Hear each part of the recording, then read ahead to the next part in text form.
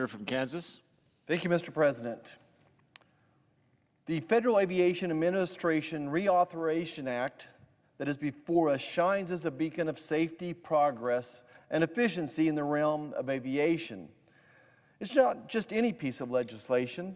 It's a commitment to safeguarding lives, fostering innovation, and bolstering economic growth.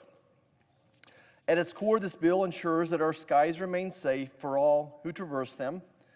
It sets stringent standards for aircraft safety, air traffic control, and airport operations, ensuring that every flight is conducted with the highest level of care and expertise.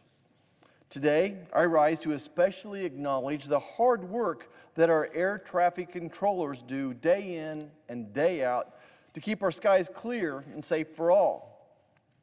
Back home in Olathe, Kansas, we have an air route traffic control center that is responsible for some 130,000 square miles of airspace.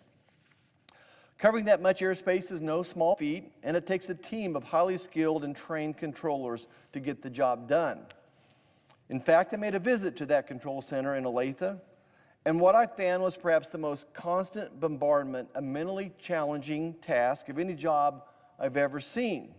More than anything I've seen in 8 hours or 12 hours in an operating room in one day, more than a day in the emergency room, more than any task I've seen, the mental challenge, the constant bombardment of different sequences, trying to make sure, not trying, but ensuring that every flight lands safely.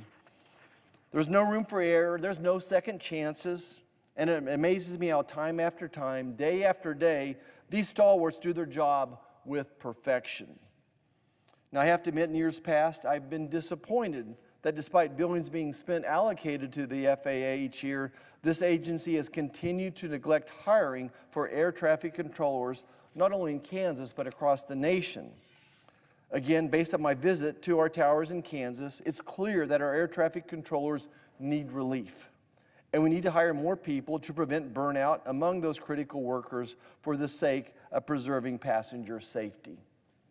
Thankfully, we have a golden opportunity this week to make sure things right with this FAA reauthorization. The compromise package included provisions to hire at maximum levels over the life of this bill and adopt a new staffing model to better project hiring needs in the future.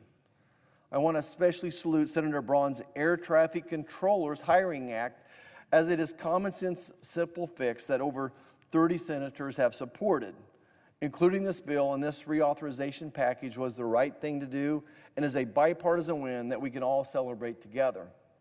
I applaud the committee for including this important language and taking care of the folks who work around the clock to keep our deliveries on time and our passengers safe.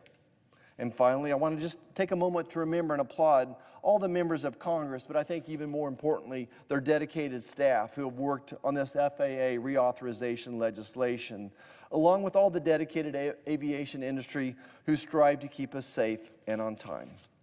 Thank you, Mr. President. I yield back.